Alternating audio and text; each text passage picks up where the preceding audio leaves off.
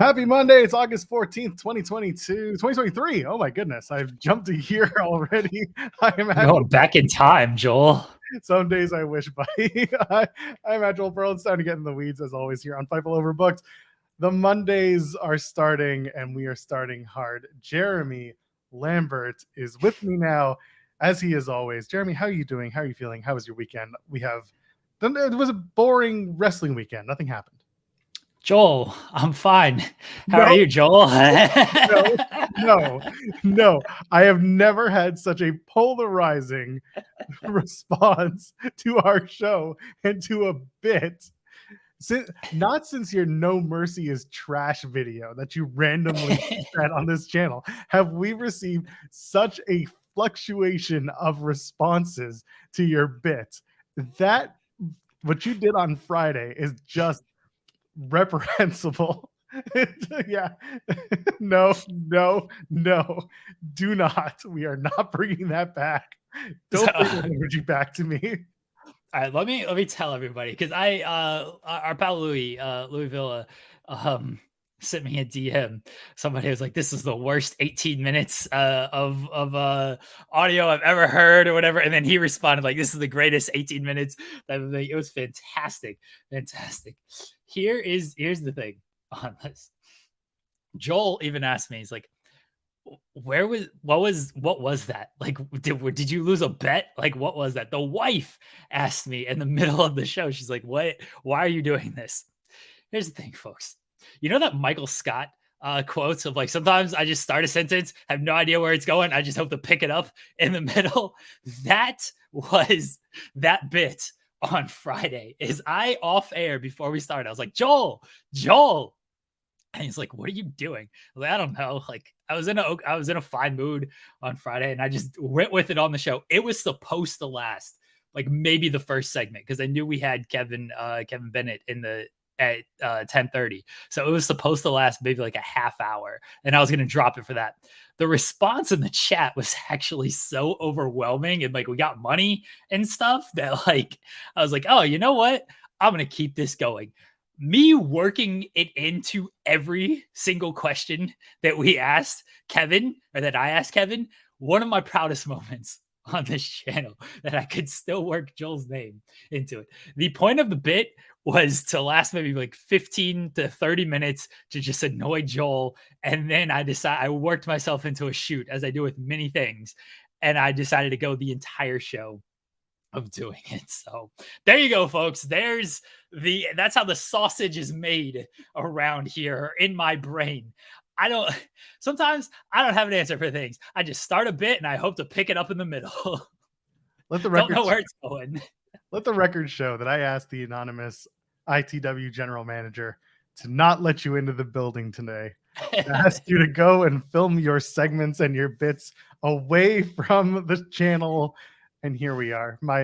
I was denied for this particular occurrence. Yes, we got that's the funny thing to me. It's just like, I can't be mad because the people with us in the chat for the entirety of the show, they were having a ball. I'm not upset about that. I want y'all to have fun with us. Yes, was it at my expense? Sure, whatever. I'll get over it. It was funny. And then you had dorks in the replies just being like, "This is the worst. This is why I don't subscribe to Fightful." And I'm just like, cool, cry more. We're done here. You didn't want to watch? That's fine. The internet's given too many people too many voices. Pile Driver Finisher actually has a good comment. Live crowds work different than the audience at home. I'm working for the live crowd, baby. Like the people on the TV, it's fine. They'll love it or hate it. I'm working for the live crowd. The reaction in the crowd is what I'm going for. Oh my God. The reaction in the crowd tells you to leave a thumbs up on the video while you're here, and also to subscribe to us here at Fightful Overbooked. We're making strides. We're gaining friends. So come and join us here on the channel. We drop content every single day, sometimes twice a day if you ask nicely. And of course, if you want to donate a super chat, any amount, get your question or statement right on the air. And we get to use that money to pay the people who are not named Joel, Jeremy, or Kate. We make sure that our contributors are very fairly paid. Thanks to everyone, by the way. Last night, Kate and I finally did another show. It's been almost a month, and there were a lot of super chats from that. I want to let everyone know that that does go to our contributors, not to Kate and I. Instead, if you want to sponsor the channel, then Kate can get paid. So Yeah, then we can make some money off of this. yes, get in touch with Kate. She will put everything together on a sponsorship deal. We have a super chat early from Dr. Chris Muller. Cheetos aren't chips, Joel. Sup, Jeremy? Okay, let's get into this real quick. I was watching the brunch gimmick on Love Wrestling. Shout out to those friends. They were doing. They had Maggie from Coexisting with Rob and Maggie on the show, and they were eating chips. And I came in, and I happened to have a bag of Ringolos, and I was eating Ringolos, and I said, "Ringolos are chips." Got Ringolos. Have you never? Okay, hold on. You've seen them. You ever seen Ringolos? No, they're literally as they sound. That's a Canada thing. Is it? I've legitimately never heard of them, never seen them. Oh, well, anyway, Ringolos are exactly as they look. They are rings of chip. And I said, why isn't anyone eating Ringolos? Because almost everyone on the screen are Canadian. And then I got pushback saying that Ringolos are not chips. And then this morning, Zach from Love Wrestling had posted, are Ringolos chips? The answer is yes.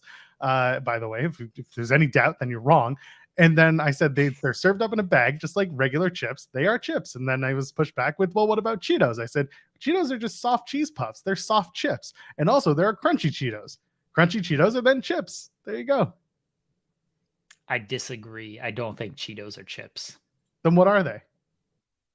They're Cheetos. Like, they're their own unique entity, Joel. You're wrong. No. We've already got it. So I now you're making me think. It's too early to think. Way too early to think. Is a hot dog a sandwich?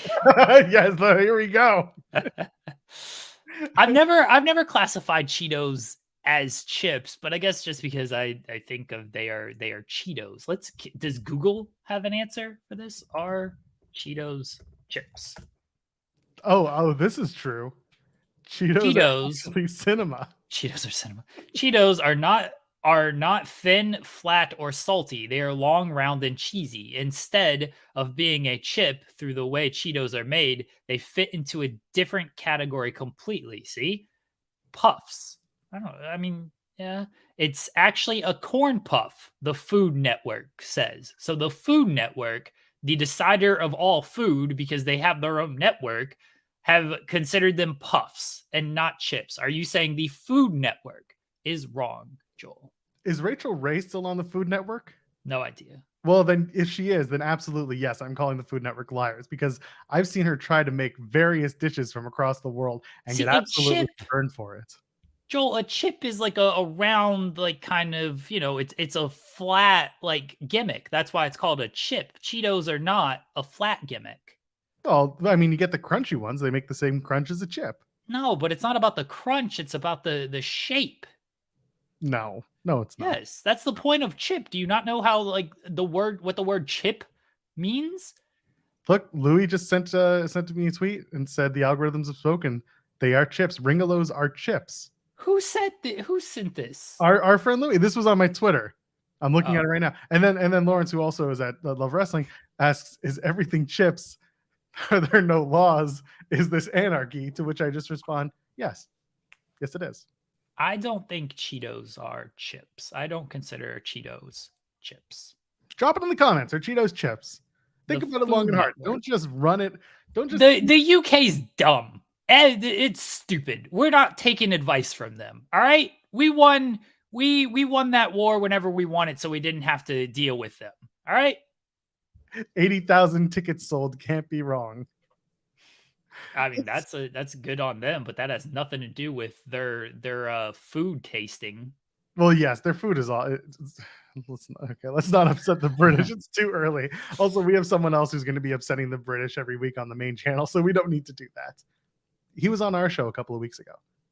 I don't remember who's on our show. Cameron. Oh, okay. Why is Cam mad at the Brits? Oh, Cam just doesn't like the Brits. Go follow him and you'll find all about it. That's just what you got to do. I feel like Cam likes everybody unless they don't like him, and then he has a good reason not to like them. Clearly, the Brits are not liking Cameron Hawkins, and you know what? Kind of get it. We're Brit friendly. We've had Alex McCarthy on this show multiple times. We have Alistair McGeorge, Eddie McIntosh, Naren Flanders. Naren, yeah, that's great. Who else was there? We've I had think the that's Brits. We've had the Brit pals. yeah. We like the Brits. Technically, I'm British adjacent because I'm Canadian, right? I don't think it works like that. You sure? We put the Queen on our money. It counts. British Canadian. The King now, but that's going to take a few years. Brit can. Brit can. Yeah, Shaza. Shaza has been on. Has Shaza been on this show? She's been on this Shaza show. has appeared on this show. Yeah. Yeah, that She's was also because you got weird with it. Not in a creepy way, but in a you sent her the link and was like, "Come and show up," and then Sean left, and we had to. Oh yeah, yeah. I call tried to everyone get her to back. do a run-in. Yes. Yeah. Yeah, I don't want people It to think worked you were out. like weird. No, you were. It was just a weird circumstance. Yeah, it worked out. Yeah, Shaz has been on the show. She might be on the show again soon. Who knows? Right. Yeah. Keep your eyes peeled. Yeah. Anyway, yes, the Brits are fine. They've sold 80,000 tickets to All In. That was announced last night. There were other things that came up last night in the AEW sphere, which is really frustrating because all you want to do sometimes is celebrate a big milestone, like 80,000 tickets sold to AEW's All In 2 weeks, and say what you will about the card and the build and whatever. It's the spectacle, and it's going to be a fun show.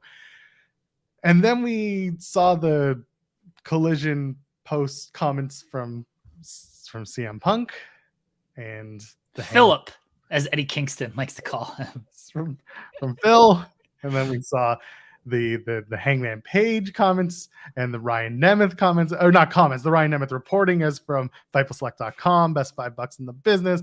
And then Dave piled on. I almost called him Dave Mustaine again when I meant to say Dave Meltzer. He piled on. Voices of Wrestling have added to their points. We have a lot to dig into, Jeremy, and it's funny because every time this starts up, I think the amazing thing about us who talk about it in the sphere are just like, oh, come on, not again. Do we have to? And now we got to dig into it again. So where do you want to start with this whole Punk stuff? I don't care about the actual comments, and I'm not trying. It's obviously a big deal. I'm not trying to be dismissive as like, oh, it's a minor thing. No, it's clearly a major thing. You got arguably your top star doing this stuff off air. At least, I mean, like the press conference was off air. At least he wasn't calling them out on air this time like he did last time. Like, hey, come out here. Oh, that's coward shit. I can say that word, right? We're past time limit. Well, we're 12 minutes in. I think we're okay. All right. I don't know the time limits on this. I just go and then you yell at me later. So at least he did it off air on this. And look, man, if he's keeping Ryan Nemeth away, Dave mentioned Christopher Daniels. That one's a little tough. Daniels, he's a talent relations guy. He should probably be at these shows. He's an ROH guy, probably be at these shows. That one's a little tough there. If Daniels is getting told to kind of stay away. Here's where what I really want to talk about is not so much the CM Punk Hangman, because I don't think one side wants to work with the other, and the other side is clearly trying to push for that and trying to almost bully his way into like, hey, work with me. See, everybody wants to see it. Work with me. And the other side's like, nah, dude, just chill. We don't want to do all that. It's like, see, look at them. They don't want to work with me. They're the punks here, not me. Oh, it's not great there. But like what I've noticed and what I don't think is good at all is like this really divides the fan base. And like AEW, they, for years, certainly through the pandemic, it was like family, AEW family, like AEW, we love the fans. We want what's best for the fans and all this stuff. And since Collision, and since you got Colliders and Dynamiters, whatever the name is the Boomers. Yeah, sure. Kaboomers. Since you got Colliders and Kaboomers, like it's heightened.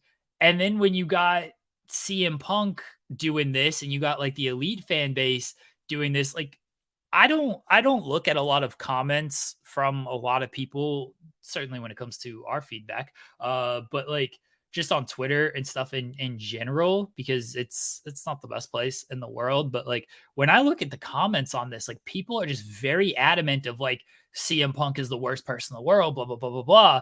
No, the elite are a bunch of they're terrible. Why are they're ruining the AEW product, blah, blah, blah, blah, blah. Like it's very divided between these two fan bases, and like it goes to levels of very toxic the way that they are going after each other. And like both sides really think they're right on this. They're both sides are real. And CM Punk had that video before his return of like, you don't know these people, quit supporting them when you don't know, like, you don't know what is actually going on and type of things. I forget the exact terminology he used on this. I'm sure I could pull it up in an article, but he's like, you don't know these people, like quit supporting in this way. And people are like, yeah, see, quit doing this with the elite. It's like, well, there's also Punk people who are doing this as well. Like, I don't think either side is really right in like how ride or die they are in their support on this. But the problem is they think they're right in their support on this, and they're not going to let it go.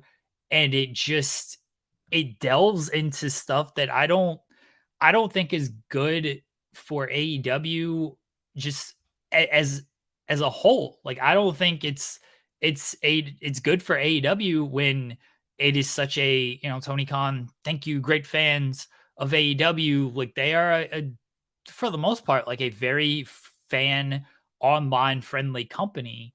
And when you got your hardcore fans attacking each other like this, like, I don't know. It's not a good look on this. It's just not. And to your point, first of all, I agree with you.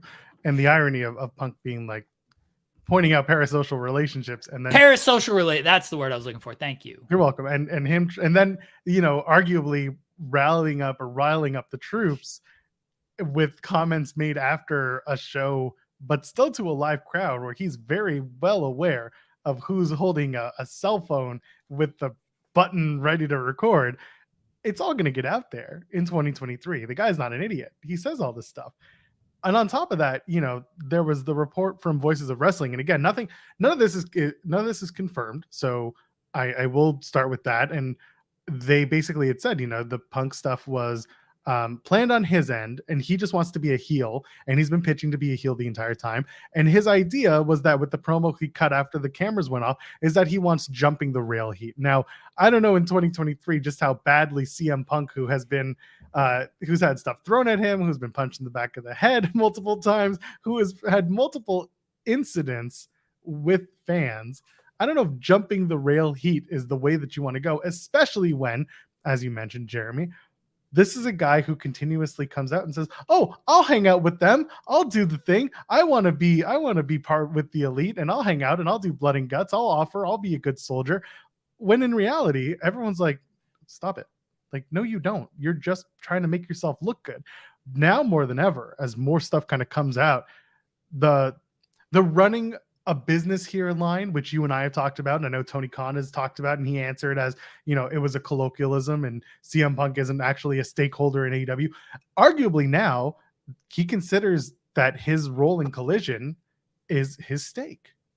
And if that's going to be CM Punk's stake and his like raison d'etre in AEW, and he runs that show, and you know what? There are so many positives that you can take from the way Collision runs, because as a television product, I think weekly it's more hit than miss, and I think it's a really fun show to watch, and that's a good thing. I think for that, Punk deserves full marks.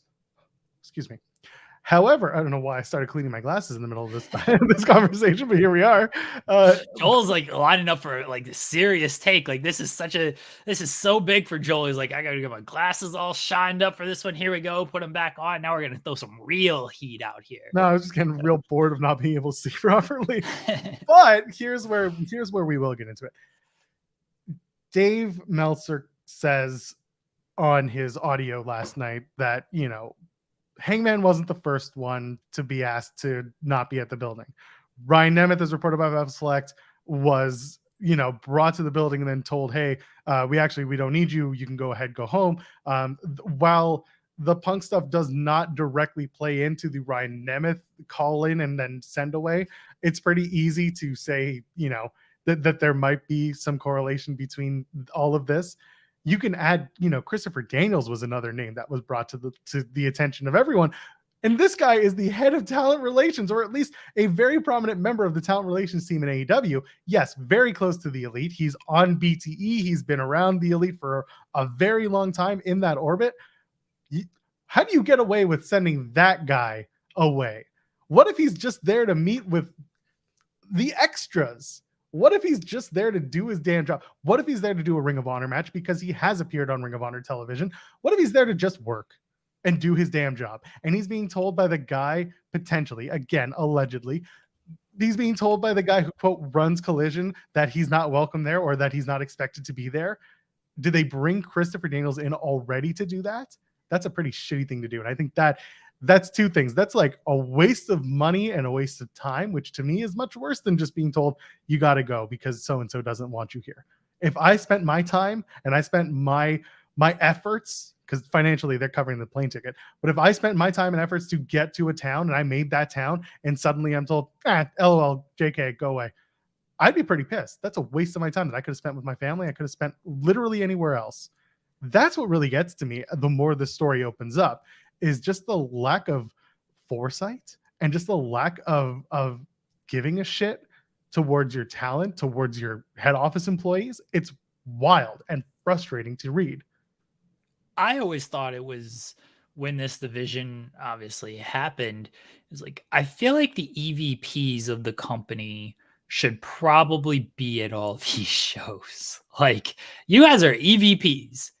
You should probably be at Collision, which is a major primetime show for your company. You should probably be promoting this show, which they don't really do. Like, Kenny Omega will sometimes mention we want the best for wrestling, all this stuff, but like, they don't really promote it. And then CM Punk, he was out promoting in like Sports Illustrated, but he doesn't really promote Dynamite all that much. And this is what I'm talking about when it just comes to like the division of it. Like, you should probably be promoting all of this, especially when you are the top star, especially when you are the executive vice presidents of this company. You should want everything to be lifted. And it's like, nah, we don't really talk about that show. We don't appear on that show. We're not even backstage at this show, even though we're making a salary money here, or we're making executive money here. Like, even though it would be good for us to lift this show up, to make sure this show succeeds, we don't want anything to do with this show. I don't think that's great. And this is what I'm talking about when it comes to just the division of things. And when it comes to like Punk,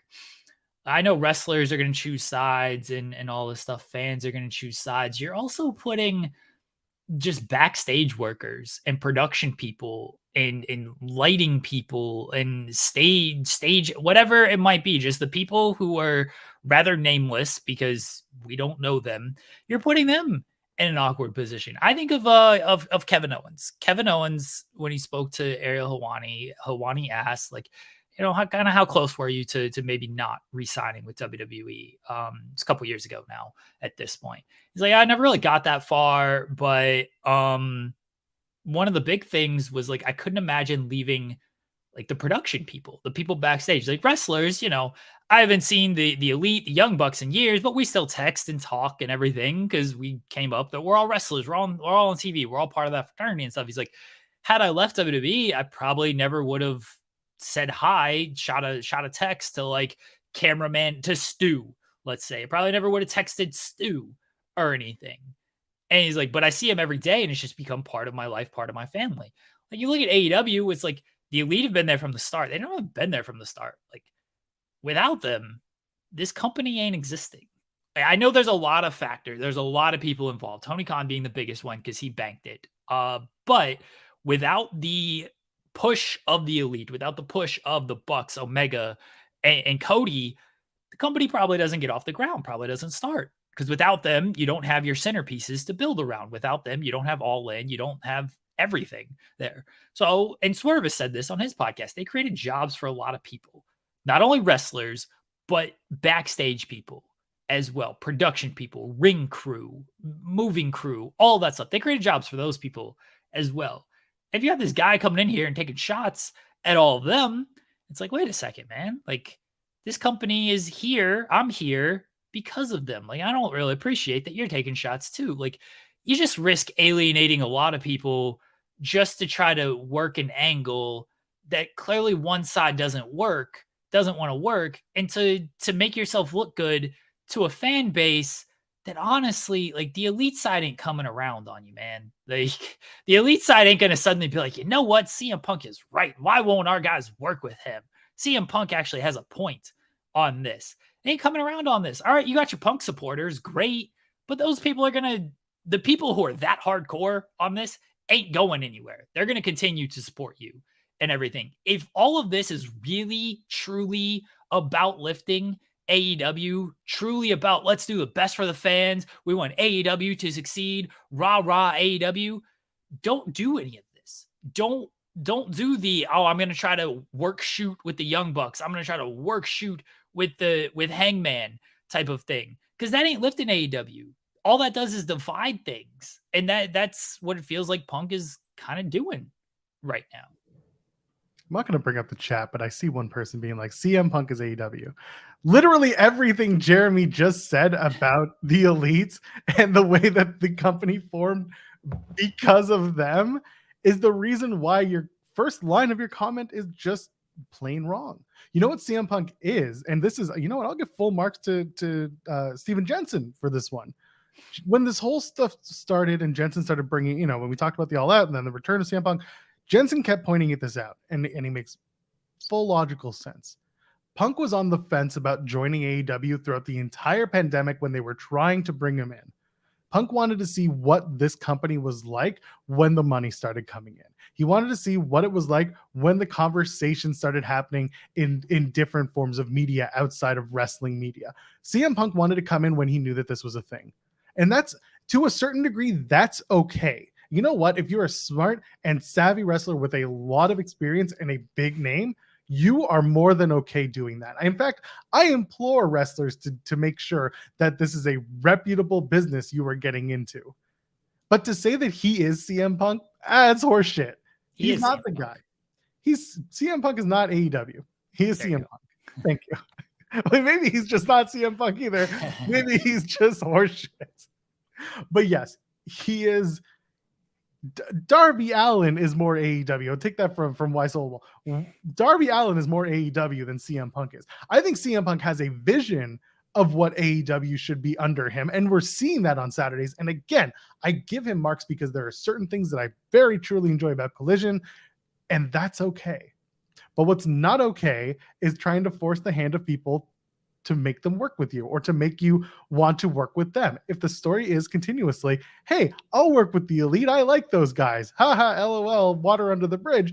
And then the other party saying, I don't trust you. I don't trust what's going on here. You don't make us feel safe. And unfortunately, for those who want to be manly men wrestling fans, I'm going to tell you a secret. Wrestling is about working with each other. It's literally about being able to catch each other. The whole purpose of wrestling, when you are behind the curtain or in front of the crowd and in that ring, the whole purpose is to put on a simulated fight in which nobody gets actually hurt by the end of it. And that takes a lot of trust. And that takes a lot of understanding. And if there is none of that on even one side, nothing is happening.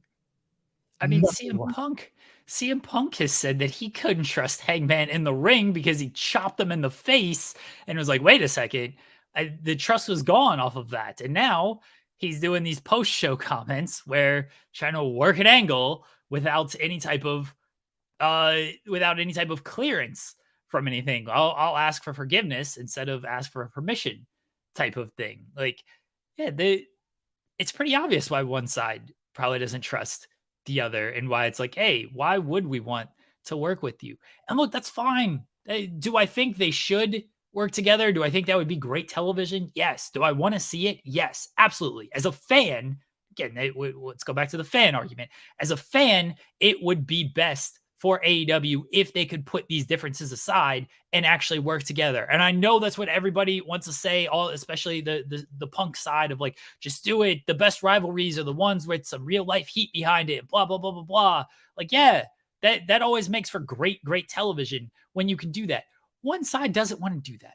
Okay. And I understand why that side doesn't want to do that, given everything that happened to that side. And I don't know the backstage behind it of, did he apologize? Have they talked? Seemingly they haven't, because one side doesn't want to talk to the other side, even though the other side is pushing for that. That's fine. That's their prerogative. These are human people. We got to stop just looking at it. And this is Punk is actually correct when he comes to the parasocial relationships and being like, oh, we know these people. We know these people. No, we see bits of these people's lives and we see the bits that they want to show us on this. And the elite have done a good job of kind of letting people in when it comes to being the elite, but even that's turned into like a bit show and comedies and things like that. But we don't see every single second, every single thought of these people's lives.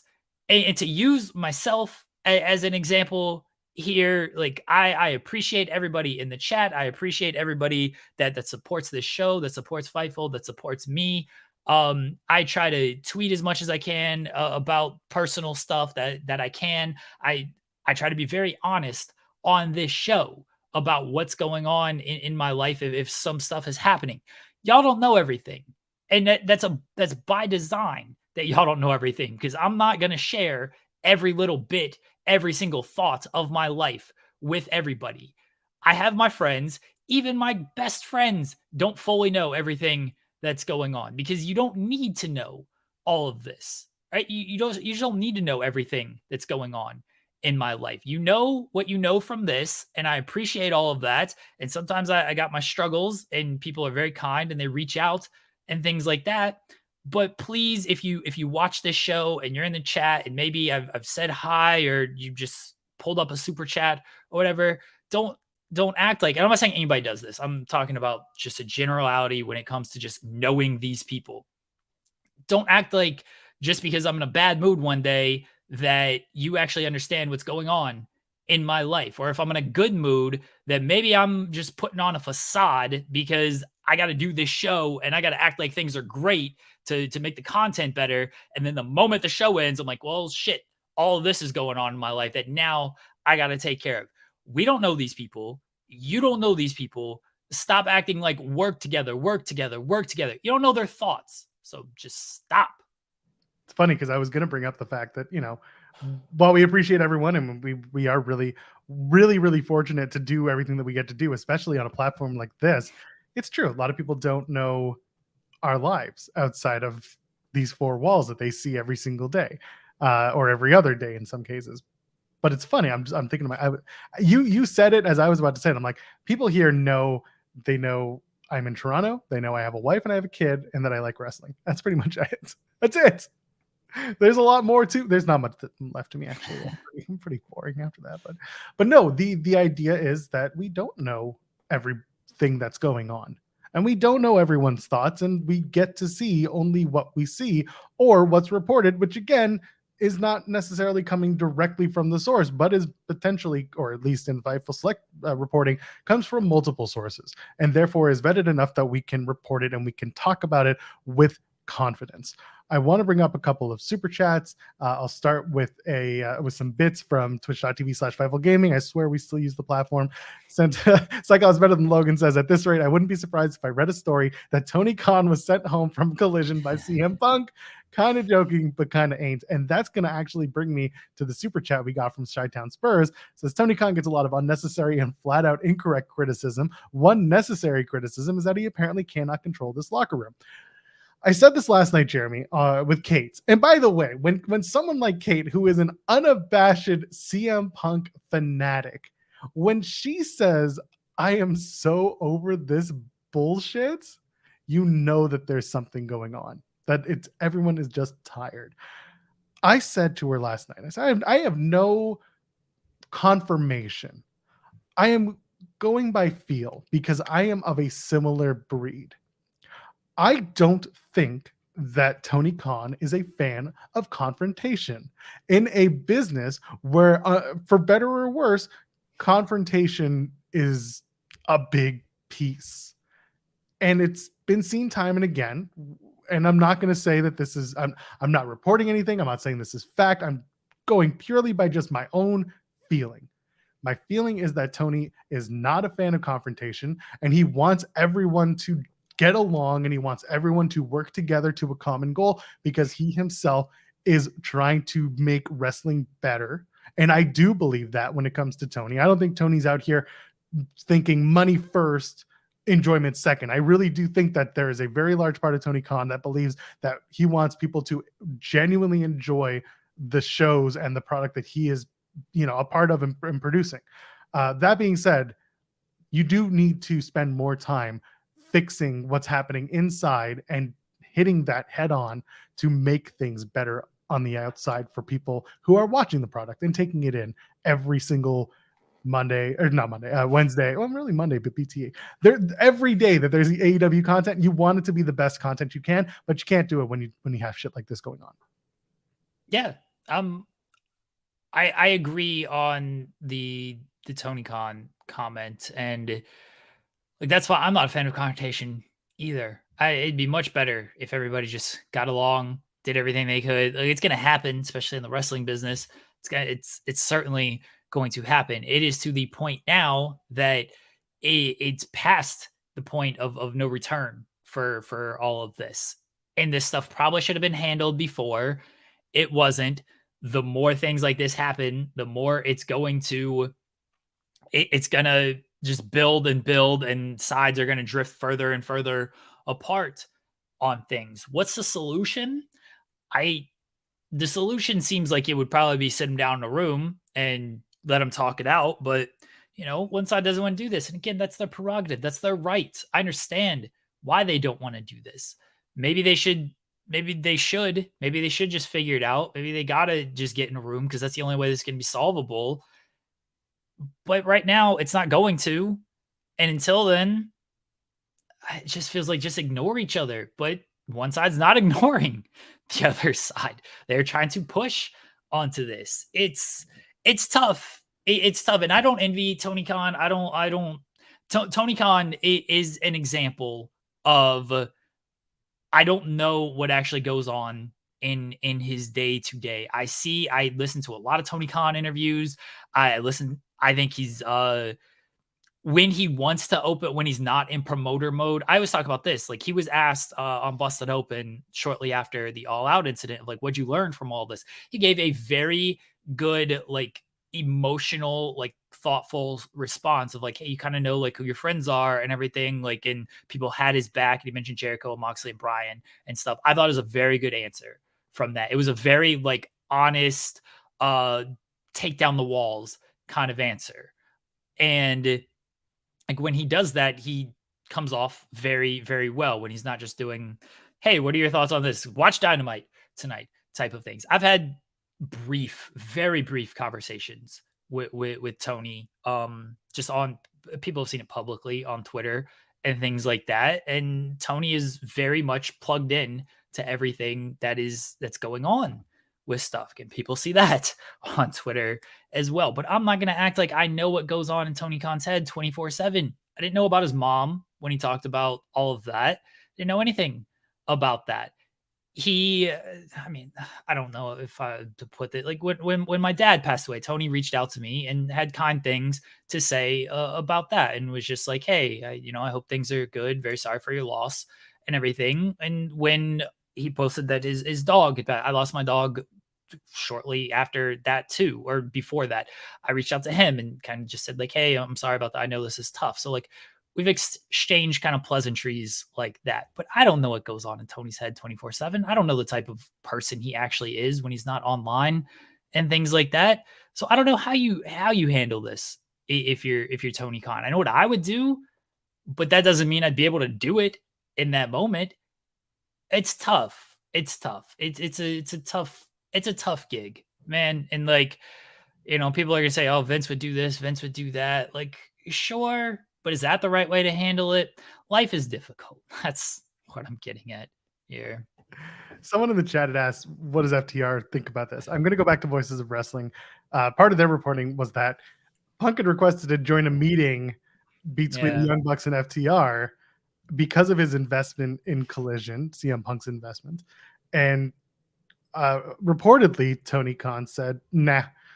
And I get it. Again, this is like, I see both sides to this, but at the same time, these are grown-ass men. I swear you can just, you'll be okay. Punk, just trust the process, trust your boss having the meeting and running the meeting. What's Punk going to come in there and be like, FTR can't lose because they're the big Saturday draw and they have the world tag titles? Well, they're going to go to both. That's just kind of how it is. So I don't know. I don't know if you want to add anything about that. It just felt very strange. I mean, I don't think FTR is going to lose because they can go to both. That's something we haven't talked about. They got this double taping coming up in a couple of weeks. They got All In coming up. They got All Out coming up. Theoretically, they're going to all be under the same building for these shows. I understand Wembley is a big stadium. Maybe you can keep them on opposite sides of the stadium here. They were all there for Forbidden Door, and apparently, obviously things were fine, but apparently they were kind of kept apart and whatnot. Now they're all going to be under the same roof for a short period of time. And by a short period of time, I mean, like, they're going to do 3 shows together within a week and a half, I guess. I wouldn't go that far. Okay. Maybe the Bucks are not on All Out. I think that is very possible, but they're doing the Collision and the Dynamite tapings together. And I don't think Punk's going to be at Collision this week. He's not going to be on the Collision before All In? No, I don't think so. I think Joe has been continuously just riding it. They'll do a pre-tape with Punk. I don't think CM Punk is going to be at Collision because they're taping everything together. So you may as well have the guys who like to work the Elite work, being the Elite, and then everything else just kind of falls into place. I don't think they're expecting Collision to be that big of a show because they're taped. Spoilers to be out there, so on and so forth. So I don't think that Punk's going to be. I think Punk's going to be already in the UK, already promoting or doing something over there. That's why when at Dynamite 200, when Kenny did that promo where he was like, we're going to be on Dynamite, we're going to be on Rampage, we're going to be on Ring of Honor, we're going to be on Collision, I immediately said, yeah, they'll be on the August 26th edition of AEW Collision because it'll be the taped one with Dynamite. Dynamite's the live show that night. Dynamite's the more important show that night. Punk don't need to be on Collision that night because it's all just going to be filler for All In. Why have Punk show up? It's not important. Okay. You might be right on that. I see the argument for that. Punk and Joe is kind of built. You're good. FTR is there as well. FTR and the Bucks can clearly work together. They can be under the same building. It's fine. Things have not happened there until there's some mishap in the match and somebody takes it too personal or something. All right. Yeah. I can see an argument for Punk not needing to be at that Collision show, and they do a pre-tape and then you put more heat on whatever you're doing with the Elite stuff or MJF, Adam Cole, and everything when it comes to the final episode of Collision before All In. It does seem a little strange that you're not going to have CM Punk on the final episode of Collision before All In, though. However, diminishing returns. Think about it like this. You have an entire card for All In that is under one roof, and you've got one guy who's causing all of these headaches. If I'm Tony or if I'm anyone else, I'd just be like, hey, go hang out at the whatever hotel in the UK. Like, just go. We'll do some pre-tapes. We'll be fine. Everyone's gonna be good. You know, inmates around the asylum will be okay. Because literally everybody else who's on that card can carry Collision for the night and we'll be fine. If it's one guy that's messing it up for everyone, that's silly to go to that extreme. What are they going to do? They're going to have everyone come in for Dynamite and they'll be like, okay, 10 o'clock, everybody out. The stars are coming in for Collision. We got to get that going. And we got to do Rampage too. Okay. So like, and I don't know what they're doing for Ring of Honor. I'm hoping that they're going to announce a universal taping or something because they got to alleviate that pressure, or it's going to be a best of 1 week because they don't have their next big show is Final Battle. So that's December. That's a long time from now. It's very strange. It's very strange. It's like I was better than Logan, by the way. We're not going to know what's exactly going on behind the scenes with AEW, with CM Punk Elite drama until Dax writes a book about it 10 years from now. You just know it'll be Dax. 100%. Into the podcast again. People in the chat are saying like, this is all entertaining. This is great. Like, None of it's on television. It's entertaining for like us, I guess, to talk about, and it's fun talking points. I mean, hell, we've spent 45 minutes of this show largely talking about it.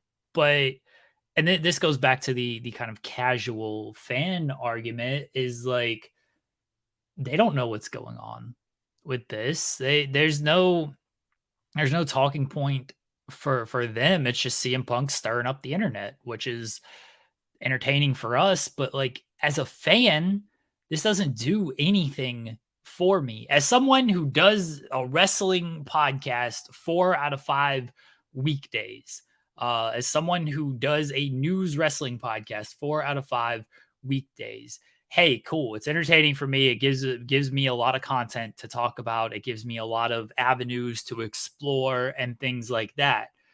But if I'm a fan watching this, one, you don't see any of it, and two, like this doesn't mean anything to me as a television watcher. Like if I'm online and I know about it, okay, I can kind of talk about it with friends, whatever, have discussions. Can certainly if I have a podcast or a YouTube show or anything like that. But like for a television, this doesn't do anything. It does nothing because I'm not seeing CM Punk and Hangman Page wrestling. I'm not seeing CM Punk and FTR teaming up against the Elite. I'm not seeing that. This isn't building to anything for me. It's great fodder, talking point podcast, talking point online. Yes, 100%. Awesome. But this is when it comes to best for the fans type of thing.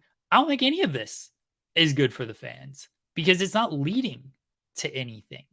Like, what good is CM Punk taking these shots when I'm not getting a match out of it? That's what I want to see. I want to see the match. And I know that's Punk's goal. I know he's doing all this because he wants to do the match and everything. But it ain't happening. And until you can't find common ground where cameras are not recording, where video phones are not recording, quit trying to push something when cameras are recording. Because otherwise you're doing what I've been talking about this entire time. You're just splitting the fan base and you're making people angry at each other when you don't need to. When it's already toxic enough, it's just feeding into all of it. When are they at the Scope next in Norfolk? They're soon, actually. Is it? Or did it pass? Oh no, maybe it was WWE who were going to be. Yeah, I think it's WWE. They're in Chicago. It's true. Indy, Ohio, Pennsylvania, New York. We're just running everything. Yeah, they ain't coming. They ain't coming to. It's not even on the schedule. It was definitely WWE you were thinking of. Does Lexington? We're gonna have to ask Sean Rossap. Do they have tanks in Lexington? Think maybe the Elite can hop on. All right, you know what? This is what we need to talk about. Who cares about all this CM Punk stuff? Sure. Let's talk about Ricky Starks. Okay, I do want to get there. Before I want to point this out. Mike from Indeed, who does a show here on Fightful Overbooked with Reg called Indeed. Who'd have thunk? Saying, has Tony Khan considered a spray bottle for when Punk misbehaves? Thank you for stealing my joke from last night with Kate. We were talking about Cesar Millan coming in and being the guy who gets the locker room in line. Whenever they're out, he just.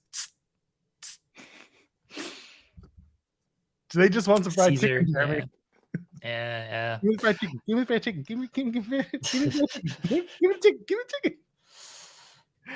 That was just for you. Let's talk about actual television stuff. Yes. Why is Ricky Starks not on the card for All In and All Out and ergo suspended for 30 days?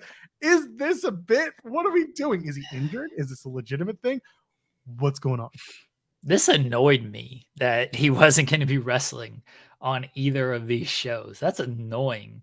Like, I want Ricky Starks to have those big matches and those big moments. He's a centerpiece of Collision. Now it's like, yeah, you're suspended. No big match.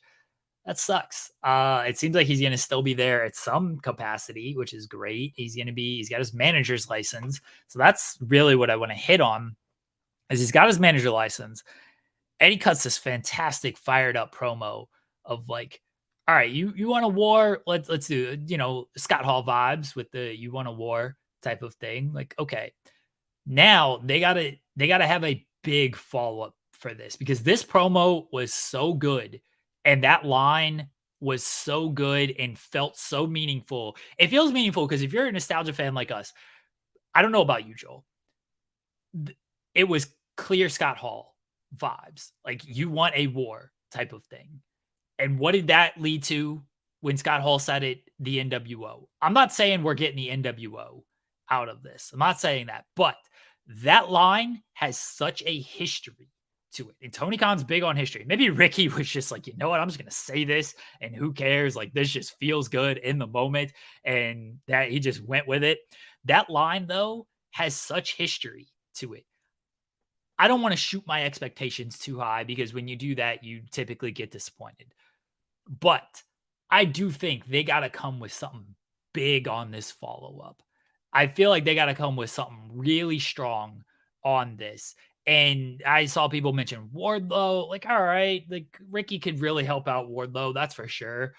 But like, I think you got to come with something really, really strong, and you got to have a strong follow up on all of this. Like Wardlow makes some sense. I'd like to see him maybe get some young people in there, some people we haven't seen before, but then you got to get the right people on there. A-Shock saying Billy, I assume like Billy Starks. I love Billy Starks. I don't know if Billy Starks is the person who is like fits that kind of mold on that. Wardlow does because Wardlow's got the anger of like, yeah, y'all screwed me over. Like you can bring some good heat with Wardlow. Ricky just can't come out with the wrong people here. I think Ace the bot was making a joke because it's the Starks World Order. Ricky Oh, I Zoe didn't. Starks, Yeah, Zoe that. Stark. Because I was also like, it's Zoe Stark, but I was also like, Zoe. I think it's My Zoe bad. Stark. No, it's fine. Because I also was just like, I read the first two names. I was like, yeah, Billy Stark. Oh, okay, yeah, that's something. Sorry, continue. Go ahead. No, but I'm just saying, like, you got to come with like a good crop here for Ricky. And if it's Wardlow, all right, I think that's good. But I feel like there's, and I don't know if they got a major player up their sleeve. And again, maybe Ricky was just like, this feels good in the moment. You know what? I'm fired up. I'm passionate. I just watched this promo. Let's friggin' go. But the follow up's got to be strong here. The follow up has got to be strong. The idea that Redditors are watching our show is very funny. I like that. We got one hit off of Reddit, and it was Zarian reporting the Collision Overnights, the debut episode of Collision Overnights. Yeah, shout out to him, by the way. We love our Andrew Zarian. He'll be back soon, I promise. But we send our love to him. He's always a great pal. The Starks World Order, as we are now going to call it, I think there is definitely some smoke to that fire in terms of how it would go over. I think it'd be a lot of fun. Personally, I'd be all for it. The only thing is, if this is a 30-day quote unquote thing for Starks, it feels like this is a 30-day story that ends with him having a match with whoever he brings in as his manager. That's why I think a lot of people are moving towards Wardlow, is because it makes sense to have him show up. Wardlow's the right guy, but the wrong guy. Wardlow maybe gets too frustrated with Ricky. I don't know who's the heel at the end of this, right? Because if Wardlow isn't the heel at the end of this, what are we doing? Wardlow's a much better badass than a big strapping dude who likes women and loves his daddy. Just didn't work. Give me Wardlow. Wardlow makes sense on this. Man, give me Ethan Page on this as well. Like I could, that Hardy stuff ain't hitting with me. Wardlow, Ethan Page, that's a guy who pretty underutilized there. Keith Lee, ain't doing anything with him. I don't think it's gonna be Keith Lee. Yeah, I don't think so either. I'm just thinking of like Lance Archer. There's the Texas connection with Ricky and everything. He's a pretty underutilized guy. I've managed Big Bill and Brian Cage and just be like, I'm the brain that Brian Cage couldn't have. And Brian Cage just be like, yeah, wait, what? I mean, Santana and Ortiz, if they're good, putting them with Ricky would be something. You could really heat them up again. They got some people who have been either like off television or just maybe a little underutilized, where this fiery promo from Ricky can lead a new charge. But then you look at, all right, so where are you going to go? He whipped Ricky Steamboat. It seems like he still got issue with CM Punk, as he should. So do you do something with CM Punk FTR after this? Do they continue that? But Punk is, he's got the match with Joe, and then I assume he goes to face MJF / Adam Cole to unify the titles at All Out. But that's a big assumption we're sort of making. I don't even know if they're going in that direction right now. I had no idea where they're going with that. It seems like it makes the most sense, but we just don't know. But they got people who have been a little underutilized for the eyes of most people, that like joining up with Ricky, being on Collision, where there's certainly a little bit more opportunity with this stuff, and Starks is certainly a centerpiece of that show. You could slot them in there and actually build a strong kind of group with all of them. Someone in the chat asking, why are you just trying to pair him with the big guys? Because it's the only thing that makes sense. If you're going to have him be a manager, he's not going to manage someone who's smaller than him unless they do I'm going to manage him and then we're going to be a tag team. At which point I would do, if Scorpio Sky is healthy in time, if Scorpio Sky was healthy in time, I would do something like that, where Scorp and Ricky form a team and Ricky's like Scorpio's right-hand man in the meantime. That'd be fine with me. That'd be kind of fun. But I think it's more likely that it's a big guy. The big guy gets upset by the end of it, and we run into Starks versus the big guy that he was managing. See, I'm not looking at it like that. I'm not pairing him. I mean, I guess they all are kind of big guys outside of like Ethan Page. I was just looking at like underutilized guys. That's why I said Santana and Ortiz, because people thought that they should have been tag team champions, and they should have a long time ago. And obviously they've been off TV for a while. Santana's been hurt. Ortiz is just not there. The Archer and Wardlow just happened to be big guys. Nick Comoroto is a shout, but he was at least on TV. He's still part of like the QT faction and everything. Well, it wasn't necessarily big guys on that. It was just underutilized guys. It just so happens two of them, Wardlow and Lance Archer, happen to be bigger guys. I'm not looking at like I'm gonna manage them and then it's gonna lead to a match between. I'm looking for an actual Ricky Starks faction here, like an actual faction that leads to them kind of feuding with CM Punk and FTR, kind of taking over Collision. And maybe, look, I know I'm putting a lot of stock into this "you want a war" line. I know that. I fully know that.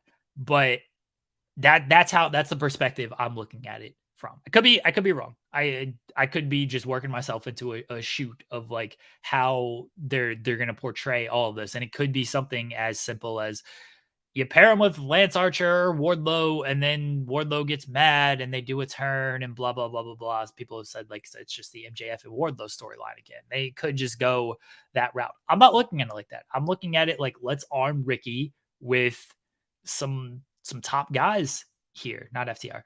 Let's arm Ricky with a group to surround them, because they love their factions in AEW, and let's roll with that. Why Syllable saying the Ricky Appreciation Society?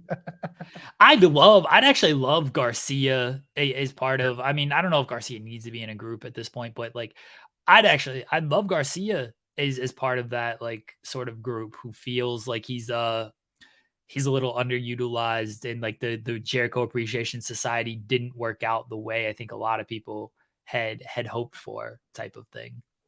Yeah, and the Ricky Starks thing, there was another thing that I was kind of thinking about, and I get that people aren't going to be a big fan of this because I'm going to invoke a name that we've talked about for All In, and I made the joke half-heartedly about Wardlow versus Goldberg as this big meaty man.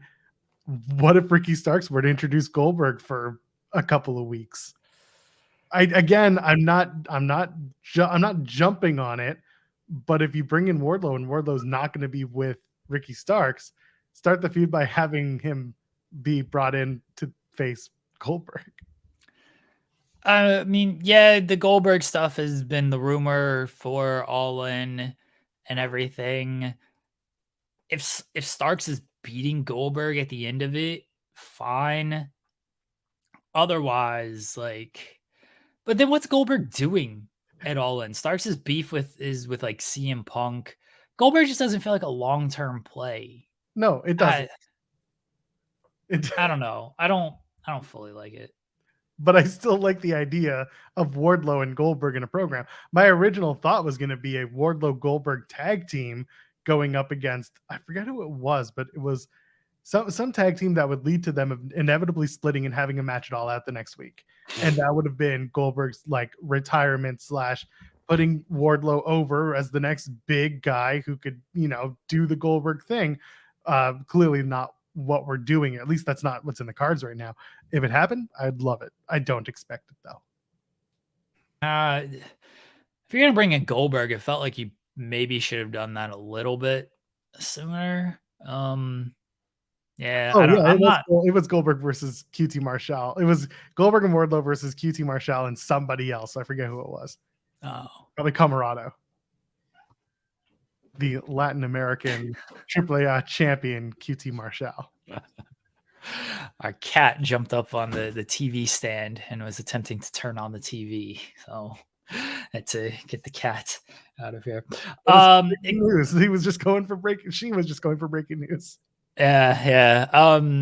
Goldberg. I don't know if that ship has sailed or anything on him. Again, it just feels like if you would have done something with that, they would have done it by now. I'm not thinking. I guess my issue here is like I'm not thinking just short term stuff for Ricky. I'm thinking way longer term when it comes to like a group that he can like lead and roll with here. I'm not thinking, hey, here we go, all out or all in, leading into all out, and once the 30 days is over, he's no longer a manager. I mean, he is no longer a manager, but that doesn't mean he still can't be a leader of a group after this 30 days. Have you considered the possibility that Ricky Starks won't actually be serving this suspension and you'll have some sort of babyface come in and be like, no, Tony Khan, I want the match. I want Starks, not Punk, but like someone basically saying, lift the suspension. I want to beat his ass at All In or at All Out. Is that something that you think might happen? Or do you think we're actually going to go with this manager's license leading to something? Or yeah, what's your thoughts? It's possible. So I feel you got to bring back Steamboat in that scenario. And I'm not saying Steamboat's the guy he wrestles. But it feels like Steamboat is the way around that of like Steamboat is like, you know what, you getting suspended and a manager license, that's too good for you. Instead, maybe this is where you get Goldberg in there. Steamboat brings in Goldberg and is like, this is who you're actually facing. But I don't want Ricky losing this. Like, No. I don't think that's good for Ricky. It's funny because I keep thinking about Ricky's son, who was for a short time a wrestler. Yeah, Richie Steamboat. Richie Steamboat. I just pulled out the name. If Richie was still wrestling, this would have been the best story to bring Richie in. This would have been like, you can have, I want you to get your ass kicked and All Out, and it's not going to be me you're facing. No, you're going to face someone who's just like me in every way. You're going to get my son Richie, and that would have been the potential. Richie Steamboat is All Elite, but that's not in the cards. It's not going to happen. Somebody says Ricky and Joe's corner, Steamboat and Punks. Look, I love a Ricky Starks Samoa Joe pairing. That's a guy. He's not an underutilized guy like I was kind of talking about earlier, but that's certainly a guy who is some heavy machinery there. Not the tag team WWE. That's certainly a guy who is some firepower for Ricky Starks, a mercenary type person. So I like Samoa Joe being involved there a little bit. Andrade and Starks, not as a team, but as opponents. I don't hate that. No, as opponents, yeah, that's fine. Yeah. I see Cyclops and Logan donating the bits over twitch.tv/Fightful Gaming. I swear we're still live. Goldberg is going to beat Wardlow clean as a whistle and then bring his kid into the ring to flex shirtless in victory. Jeremy, have you seen this kid? Yeah, he's a monster now. He's a football player. He's Goldberg's son. He's a two-sport athlete. He does baseball. All right. Well, yeah, he's got better things to do than wrestling. That's for sure. I'm gonna pull up a photo of Goldberg and Gage. Goldberg and what's GAGE? That's such a weird. Just saying. He's Goldberg's son. We expect he wasn't going to be like thin as me or anything. The kid's a friggin' animal out there. If Goldberg wants to flex around with this kid in front of 80,000 people, sure, let him do it. I'm Hold on, fine I'm with getting that. this photo. Okay. This is wild. I think y'all need to see it if you haven't already. The kid is it. Looking jacked, brother. Looking real good, brother. Real jacked, brother. Here That's it is. Jimmy the King. Jimmy the King talking to Goldberg during Ready to Rumble. There it Look is. at him. He's got pads and stuff on in that though. Look at Goldberg. He busted himself open. Look at that big old blood coming out of his head there. Goldberg's still in great shape, man. I'm hoping we don't get demonetized for this, but anyway.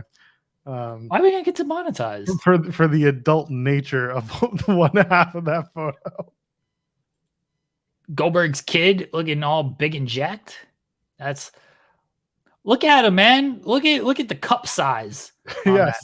that man. Well, hell of a moment, brother.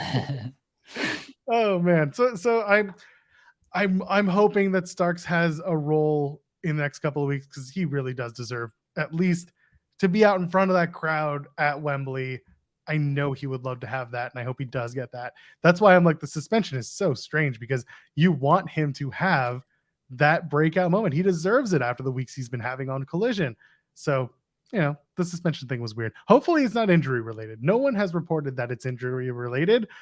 So that's why I'm not like leaning into that, but I'm sure people are working to confirm whether or not it is. He needs that big entrance too. That entrance is so good. The music is so good. It's such a star entrance. Just the graphics that go with it. His mannerisms and everything. Like that dude's a star. He needs that 80,000 people moment. It's gonna be Wardlow and Starks versus Goldberg and Gage. I think we got it. Also, the Miro and Hobbs stuff. What do you think of that coming up from Collision?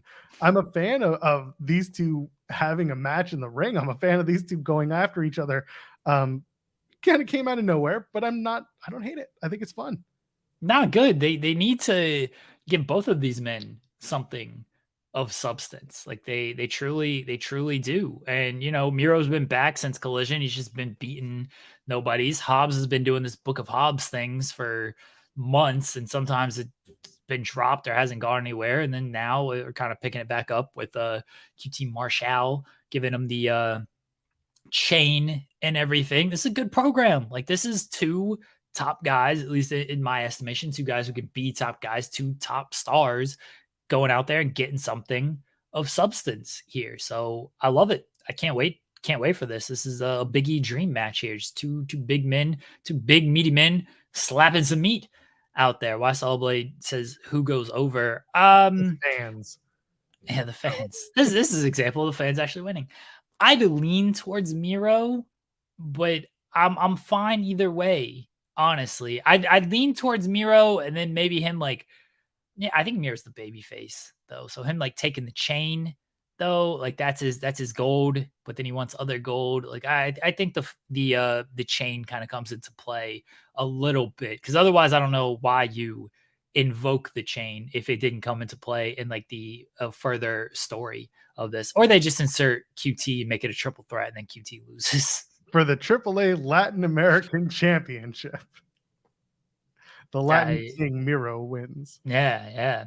It's a great match, and this is a program that you hope where both men come out looking strong, and whoever wins or loses, and then the person who wins, you continue to rise and build, and the person who loses, you give them a good follow up on that. You can do feuds. You can do feuds between guys like this. And I agree with you because I do want them to both get some momentum on this. You can do a feud where both guys gain momentum, even though one person has to lose, as long as the follow-up is good. And unfortunately, oftentimes, all throughout wrestling, when they do these feuds, the follow-up isn't that great. And I point to an example of Hobbs and Wardlow to where they do that feud and it's like, oh, well, who wins? It's like it doesn't matter as long as the follow up good. And unfortunately, the follow up, even for the winner, wasn't very good on that feud. And that's the issue here. It's not so much this feud in particular of who wins and who loses. It's can you build that momentum for the winner, and can you keep the steady momentum for the loser, but then have it mean something, like have the follow-up be good enough. Some guys they can do that with. I think Darby Allin is an example of like win or lose, they find something great for Darby Allin to where he is still on an upward trajectory, still in a top position. And other guys, Wardlow, win or lose, they ain't got the follow-up with it. What about the idea of Ricky Starks aligning himself with Miro or Hobbs coming out of this match? Miro, yes. Hobbs, no. I don't want that after the way Hobbs turned on him and everything. Like I don't like when because it hasn't been that long that Hobbs turned on him. I'd like that to still breathe more than just like a year. It's been, I guess, a year when Hobbs turned on him. I'd like it to just breathe more than that because like that was a pretty brutal turn, and even Ricky said it when he attacked his neck. Like that was a big shot Hobbs gave him on that turn. Like Ricky's now just supposed to like forgive that just because they're both bad guys. I think that's a little insulting on things. Miro, it would make some sense because Hobbs did turn on him. Like it, so that makes sense there. But then you're baby facing Hobbs, which Hobbs is kind of baby facing himself a little bit by like accepting the QT Marshall stuff, but like I don't actually need your help. Yeah, sure, I'm just gonna take this gift because it looks cool. I don't actually need you to do any of my dirty work type of thing. And this would certainly babyface Powerhouse Hobbs a little bit more if Miro aligns with Starks and Starks screws over Hobbs. That would definitely give Hobbs some babyface shine. The thing with AEW and trying to like do the roster split of babyface and heel is it's very fluid with that company because the fans just cheer for a lot of stuff regardless. Like John Moxley, technically a heel, like very heelish stuff. They're always going to cheer for John Moxley. He's still going to get big like cheer reactions on there. And maybe that's an issue with the company is they don't have a peer of a divide as fans would like, as certain fans would like. And that can make it difficult of like, okay, who am I cheering? Who am I booing in this scenario? But it works for them in other aspects of things because everyone feels like a big deal to where they all get a good reaction. So that's funny that you mentioned the reaction stuff because I think you and I have talked about, or at least Kate and I have definitely talked about the idea that if everyone is cheered in AEW or everyone is anywhere, you know what, take AEW out of the equation. It happens a lot in AEW, so a lot of people go to that.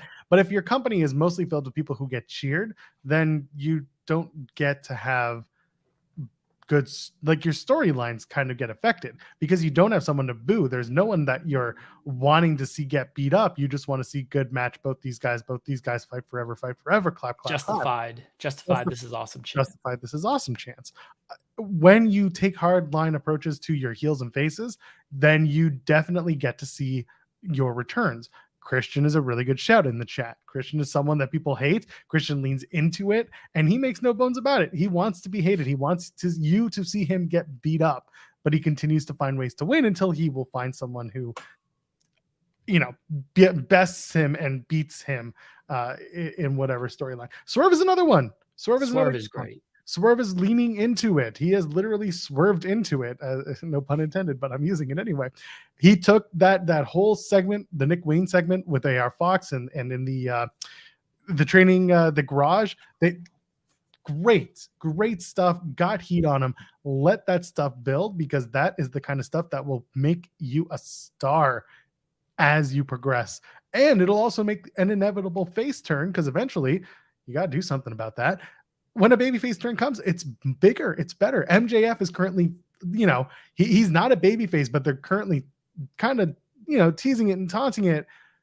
And that's what kind of makes this whole story with MJF and Adam Cole more interesting is because MJF has always been that piece of shit human being. And now you're kind of wanting to cheer him a little bit because he's leading you down that path. He's going to take it all away. And when he does, you'll boo him again even harder. But this is this is the good stuff. That's when you tell a good story. Jack Perry, people are kind of like, they're getting a little sick of him, but I think they're getting sick of him in the right way. Yeah, I think Perry's done a good job of establishing himself as a heel. I definitely think that Moxley tries. It's just he's beloved, and that it's the Randy Orton legacy pop. It's that, yeah. and Mox isn't even, he's legacy in the AEW sense, but like he hasn't been in one company for 20 years legacy. It's just they see him, they want to cheer him, just like Randy Orton. Randy Orton can be the biggest piece of garbage human being in the ring, but people hear the music and they're like, yeah. Yeah, Moxley stabbing people with screwdrivers. He's going after Orange Cassidy. He's going after Kenny Omega. Like he's going after top babyface people here. He's just cheered because he's Jon Moxley and he's like the coolest guy in the business. That's not totally his fault. Like you can't control all these fan reactions all the time. Yeah, exactly. From Collision, also Willow and Chris Statlander taking on Mercedes Martinez and Diamante. I liked the match. I enjoy what we're doing with these 4 women. We're gonna get Willow and Diamante next week. Did I get that right? Yes, Yeah. there we go.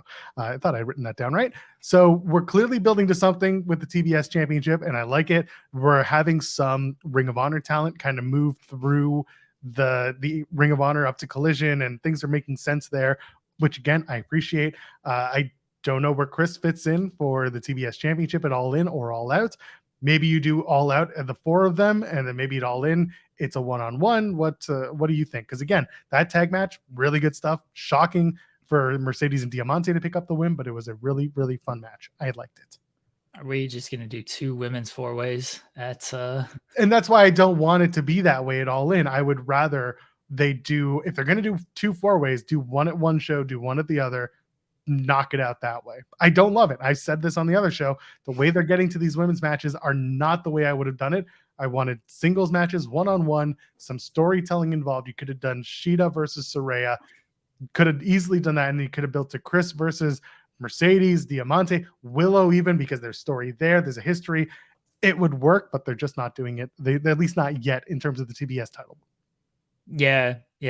I think a TBS title 4-way actually makes more sense than tournament 4-way, because this has been building. Mercedes got the victory. Diamante is there. Willow can kind of eye stat a little funny, and I won the Owen. Like why shouldn't I get a shot at this? Like they've actually kind of been building this a little bit, where the other one is obviously like it's been building in the Outcast Originals type of thing, because we know who's going to be in the 4-way, but it's still a tournament to set it up. I would have done away with just the tournament format. I would have on this, like I understand that's how they wanted to make it into this 4-way, but I would have, my mom is just all over the place. Oh my gosh.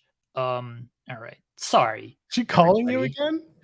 Oh, she's like, can I call in? My mom is like a friggin' just, she wants this is not a call-in show, mother. Like she's a whack packer. She's trying to be a weed packer. My phone is not okay. My phone is right here. This is fantastic. Okay. All right. My mom's gonna call in. My mom is the new star of the show. She calls the shots around here. She does. Clearly, I do not. Chat's already in it. I know. Yes. Jeremy's mom is a draw. Let her call in. We might even get a short out of it. She's going. She's on like vacation and stuff. This will lead into our Jey Uso vacation talk. But like, anyway, they could have done a 4-way before my mom calls. They could have done a 4-way with just Outcast Original stuff and not gone a tournament route. And I would have accepted that explanation. Honestly, I would have accepted that explanation if they'd just gone 4-way Outcast Originals instead of, hey, let's do a tournament to set this all up. I'm just looking at the chat. My mom apparently is a draw, which is very sad because now she thinks she's gonna like call in every single friggin' show, and like I'm not doing this. What, oh god. All right, here we oh no, it ended. Oh, I don't think I ended it. It just ended. Maybe she has bad reception. I don't know. Well, she's Louis, trying. Louis sent a super chat. Let her in. What's happening? What is happening to this show? Like, Well, once upon a time, Andrew Zarian was like, "This show is like Howard Stern. It's like the Whack Pack calls in and gets involved. We got the Eggman, we got Andrew Zarian. Now we have your mother." it kind of this is what pops me when the worst 18 minutes of audio ever lied. It's like, dude, this is do you not listen to like daily sports radio type of thing? Like when you talk to this person nearly daily, we do it 3 days a week. Like you gotta have fun and just do stupid stuff like this. And like that's what and I listen to enough, or I used to, like Dan Patrick show. Like they just do silly stuff like this. And like if you don't like it, fine. But this ain't your typical, let's just talk about the news. Let's just do new. It is a morning radio show. Like it's a morning radio show. Like so we're not gonna stay on topic and just talk about wrestling the entire time. Wrestling's dumb anyway. Our first 18 minutes today was talking about whether or not Ringolos are chips and Cheetos are Yeah, that was chips. really dumb. That was the worst 18 minutes of audio. That's true. But the comments that come from it, I tell you, they're going to be great. And the thumbs up y'all leave is also going to be great. So keep that up. Oh my gosh. My mom can't figure out how to work her phone, apparently. Like, just completely derailed our show here. You can't derail that which has been unrailed months ago. You ever been railed, Joel? No, I've talked enough about pegging and railing. We're good. All right. So I assume, okay, Jesus. Trying again. Hi. We cannot hear you. Oh, hello. This Riveting is audio. off. How come I can't hear us on your YouTube? What? I'm trying to listen to it on the Twitter. No, you don't. No, then it's going to be an echo. That's awful. No, this sounds terrible. Call no. This is awful, Mom. All right, can you hear it now? I cut it off. Yeah, it's better now. Okay. You can hear it. Yeah. All right. Hey, Joel. Hi, Mom. Joel says hi. Okay. What are y'all talking about today? Apparently you, because you just decide to, can I call in? Can I call in? We're trying to talk about professional wrestling, but you run this show now, Mom. I know. You said, hey, y'all out there. What are your thoughts on CM Punk, Mother? CM Punk? Yeah. I don't know him. I know the LA guy. Yeah, she just wants to talk about LA Knight. That's it. She's like, whatever, CM Punk. Who cares? Who's CM Punk? No, don't worry about it. I ain't got enough time to explain all that to you. Yeah, guy. Who's that one? Yeah, is that's LA Knight. Yeah. Oh, that's Yeah. Yeah. Okay. Yeah. All right. Yeah, we're on our way to Dover. Great. Just give up your location. Awesome. No. I didn't say what Dover. Yeah. Dover, Ben Dover, Dover. Denmark. Have fun. It was Ben Dover. Yeah. Dover? Yeah. Somewhere around there. Uh-huh. We're going to win some money. Okay. Do you have anything to add to this show, Mom? Well, you need to say hi to Linda. Hi, Linda. Hi, we've been listening to you this morning. I'm sorry. Very sorry to hear that you've spent your time listening to us. No, it's been good. Oh, you're the one. Can they get us a contract on a major sports platform? What's that? We don't understand it all, but you did that. Yeah. Oh, you remember I told you I lost that 1.5 pounds? Well, I need new scales. Okay. Because now it's come back that I've gained 3 pounds. That's not So good. I don't Bodies are stupid, Mom. That's the takeaway from this. Bodies are just dumb. Well, I'm not overweight anyway. That might not much, right? Nobody said you were. Well, that's what you kind of insinuated. No, I just said bodies are dumb. Scales weren't any good. Oh, all right. Linda's taking up for you now. See, okay, Joel, where were you at now, if you're on it? Oh my. What are we talking about? I have no idea. No idea. Listen, my own weight loss All journey right, is we just wanted weird. to come in and say hi. Hi. I Hi. All right. Go back to listen about wrestling. Okay, yeah, you've used your call in for the month, Mom. Do what? I said you've used your call in for the month. Like, you can't call again. Call every week. No, you're not calling in every week. Absolutely not. Boundaries, mother. Boundaries. Did you ever talk to Sean? What do you mean? Did I ever talk to Sean? I talk to Sean all the time. No, but you said you were going to ask him if I could have a show weekly. I never said I was going to ask Sean if you could have a show on the channel. Joel said I heard Joel say it. Joel, did you promise my mom a show on this channel? no, but I'm very close to asking Sean if you and your mom could have a show on this channel. No. What is... Joel said yes. I heard him. Oh my gosh, Joel. Joel lies. We've established this. Joel is a known liar. It's the Canadian What in if me. I told you about talking about Joel? I will talk bad about Joel when he lies, and he lies on this show. I don't believe that. Okay, Mom, last question. The people want to know, are Cheetos a chip? Are Cheetos a chip? Yes. What do you think, Linda? Are Cheetos a chip? To pull the car Not really. here. Nope. All right. One answer for no. Can't believe Mom? Linda lied to you like that. Cheetos a chip. No, they're not a chip. Okay. We have other people. Aubrey, we have Aubrey in here. No. Aubrey says no. All right. No, Cheetos are not a chip. What a friggin' cast of... Oh, my gosh. All right, Mom. Great talking to you. Don't you hang up on me. Oh, gosh.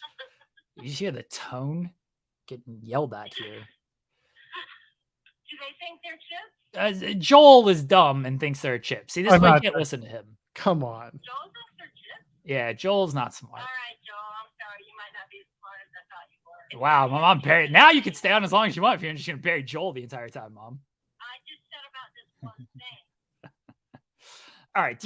Mom, do you have anything to plug? Thanks for joining us today. Go ahead and plug your shit, Mother. Yeah. All right. Good chat. Bye. Bye. Love you. Love you too. All right. Jesus. Dan Lambert should absolutely be the middle of this show. Dan Lambert, Jeremy Lambert, and his mother Lambert. Just the three of you talking, I don't even know what. My mom literally texted, and here's what she does. Here's what she does. She says, she's already said it. This is at 11:08. She says, riding to Dover. Can we call in? Can we call in? I was like, I don't have my phone near me, which was true. And she's like, okay, never mind. Okay, can you give me a quick shout out and I'll have you on? As in, like, they're listening in the car. Say, my mom friends and one of her best friends, Linda, from high school, are going to win some money. Let me know so I can turn on the show. You can add to it or not. I understand. Love you. She is bullying me. She's guilt tripping me into getting her to call into this show. All I'm saying, Jeremy, is that we need more shows with the 55 and over women crowd talking about wrestling.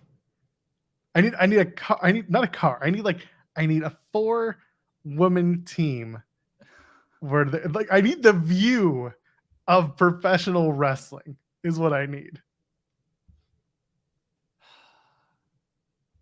Just And your mom might be four women just talk in a car talking about wrestling. Yeah. Oh my gosh. Wait. What is happening, Joel? What is happening? I'm about to deuces ooses out of this. Like, Good segue. I know. That's why I said it. So Rey Mysterio won. No, I'm just kidding. The Bloodline stuff. Jimmy explained himself. Wasn't good enough for you because it wasn't good enough for Jey Uso, who's like, peace. I'm gonna go to AEW and go to All In because my contract expires. I couldn't even get through that with a straight face. Facebook is wild. People are silly. What do we think? You knew everybody was gonna make the all-in, all elite joke, right? Like that was. But there were people trying to like make this a legitimate thing. Oh. Like sure. So okay. So I said this last night on Joel and Kate. Remember when Sean has been saying for weeks, like, I want to work on our Facebook engagement. I want to get better with our Facebook. You know, we have a lot, we do really well on Twitter and everything. I was like, at the time, I'm like, why Facebook? Like, Facebook is awful. And then there's multiple reasons, but one of them was immediately the amount of horseshit that I come across on Facebook on the daily from wrestling, like, fake sites is incredible. And one of them was someone linked to a Sportskeeda article, which was not like the article basically was like 3 kayfabe reasons why Jey Uso quits WWE. Okay, sure, it's fun. But in the build to the article, they said Jey Uso's contract is expired and his non-compete clause ends 3 days before All In, and he's gonna be there. And I'm like, what is this? So now I understand fully why Sean wants Fightful to be much more prevalent on places like Facebook. It's absurd. Even on X, Twitter, like, you know, I made that joke. Everyone did the AEW joke. I zigged and zagged. But I said, like, I should go to Impact, show up to confront Trinity and be like, your husband's being a little bitch out here. Like, I don't know what's going on, but you need to get him in line a little bit. And then I had people in my mentions like, you know, it's a storyline, right? Like, you know, it's not real. Like, nah, didn't surmise that. He got moved to the alumni section. What do you mean it's a storyline? He got moved to the alumni section. It's definitely real. Yeah, people are reacting weird to this, but you're gonna have that. You're gonna have that. Look, man, they care. They're in it. Awesome. Where do we think this is going, Joel? Like, let's actually talk about what's happening here. So we had the segment. Jimmy comes out and explains that he did it for him. He did it because he didn't want him to be an asshole like Roman, and he didn't want the power to go to his head. And that's why he decided to not have Jey be the tribal chief.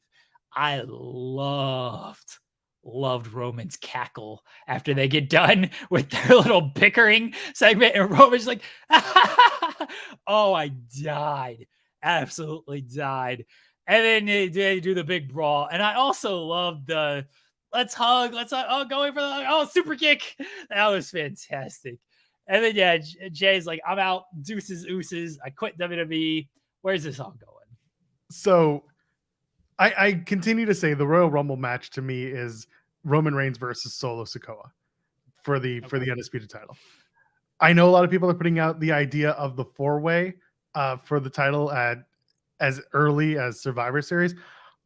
If they bring back War Games for Survivor Series, I don't think you need a Roman Reigns anything. I don't think Roman needs to be in the cage. I think you could do Judgment Day and you could have, I don't know what the story is. I don't know what it is, but you could do Judgment Day versus basically a Raw War Games. And then you could do a women's War Games with whoever. I don't know yet. It's not an I don't know, I don't care. It's just an I don't know yet. Probably Damage Control. And then on the other side, Shotzi will be there and a bunch of others. And here we go. And that's fine. I can easily just see that as early as Saudi is when Roman does his next title match. You could do Jey and Jimmy the first round in Saudi because the eyes are not going to be nearly as big as WrestleMania. It's kind of a good spot to put it on a major event without putting it on. This is what WWE continues to do as well. They build up the Saudi show, they make it big, and then they don't really talk about the Saudi show afterwards. It's kind of their dirty little secrets, their $55 million dirty little secret, but it still exists. and you could put it on the show. It doesn't need to headline, but at least you get the first match out of there and you figure out, hey, are these two really going to work well together without just throwing it on a house show?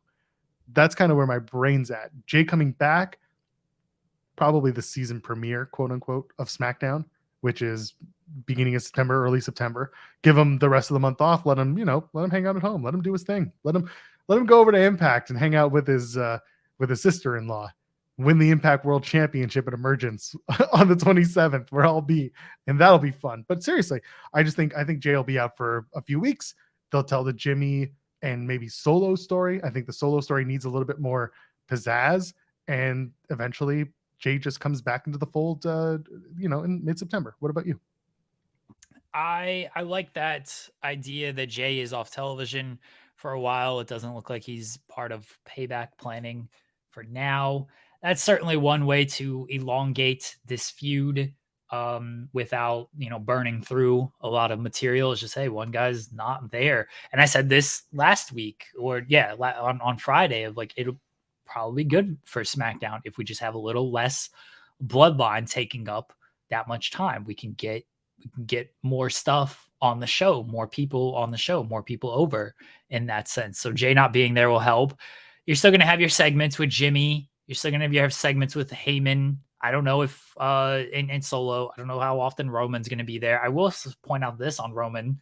Got physical. Whatever that injury is, he still took some bumps on, he took the spear, he took the super kick and everything. So still got physical on this. I understand taking a couple bumps is much different from working a long match, but I would say that's a good sign when it comes to whatever this injury is, that less than a week later, he's taken those bumps on the show.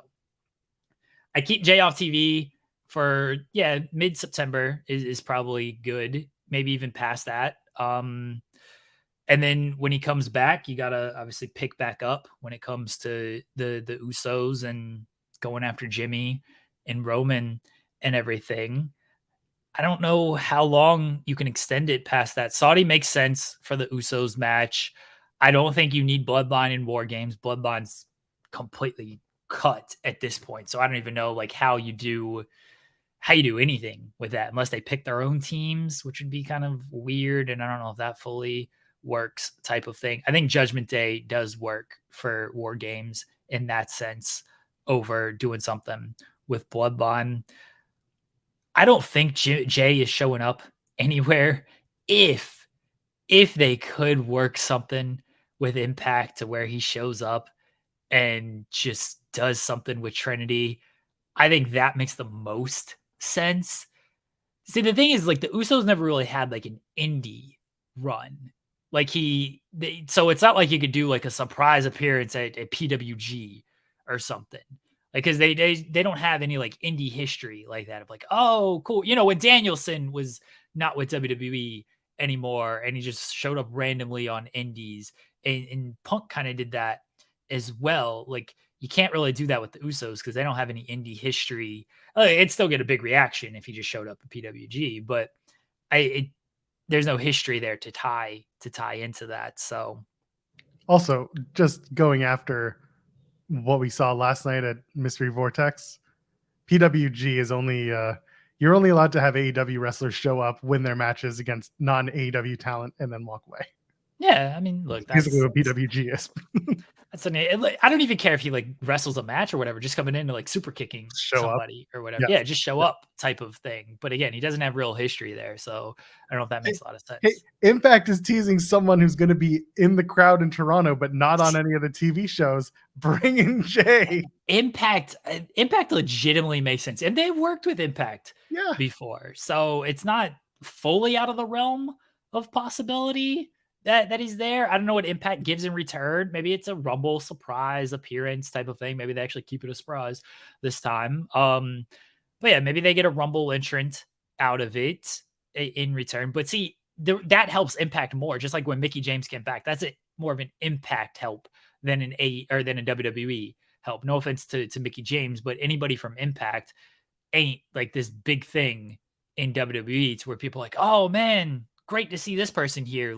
Jey Uso showing up on Impact benefits Impact way more than it benefits WWE. It's just a fun story of, yeah, Jey shows up, sees Trinity, and is like, hey, yo, your husband being a bitch, man. Like, what's happening? You ain't around anymore.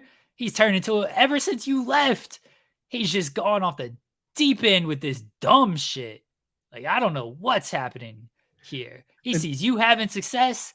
He don't want anybody else in the family to have success like that. Get it? Yeah, Trinity in the Rumble is certainly a possibility out of it. I think at some point Trinity potentially makes her way back to WWE, but it's nice to see her in Impact right now and doing well in Impact. As far as Jey, you keep him off television. You kind of keep Roman off television. You carry things with Jimmy and Solo. Now, what that looks like on TV with Jimmy just kind of, I don't know if he's going to monologue. I think Heyman's going to have to do a lot of heavy lifting these next few months as they start to figure things out, because you can't have them on TV every week and just repeat the same story beats. And I think that's why it's a good answer to just get him off TV for at least a month. So he's not just present. Oh, let's talk about the same thing. Let's talk about the same thing. But now Heyman's got to do some heavy lifting on this. And maybe you can just cut the TV time off for him. Give it to somebody else.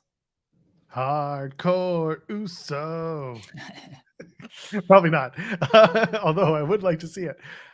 Someone in the chat asked, are there enough women to do a women's War Games match? And I was just like, yeah, Io, Bailey, Charlotte, Michin, maybe.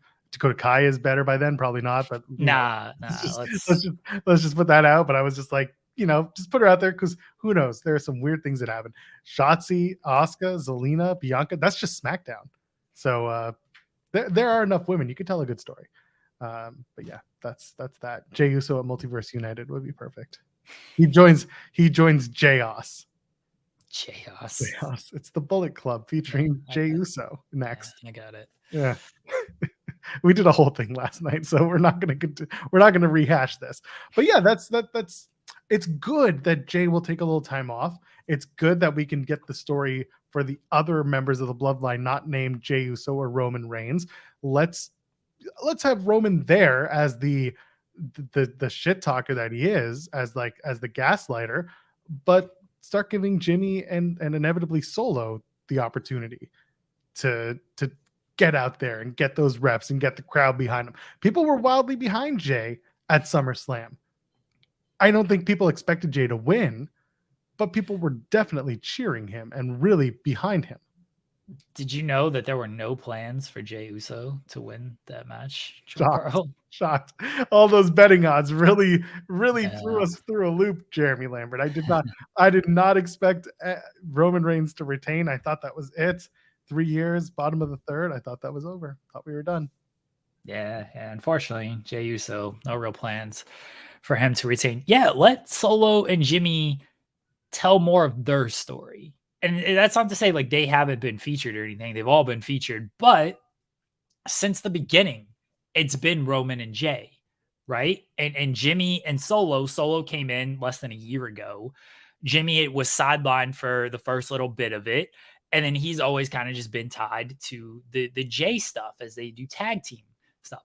Let them tell a little bit more of their story when it comes to the Bloodline and where they factor in and their motivations and everything. And again, I think Heyman's going to do a lot of heavy lifting on this, as he does even when Roman is talking. Heyman does some big heavy lifting here, and we'll kind of get more motivations of Jimmy on this. We know that he still has beef with Roman, because it's not that he caused Jey to lose because he's mad at Jey. He caused Jey to lose because Roman's an asshole and he doesn't want Jey going down that path. So there is still obviously beef there with Roman.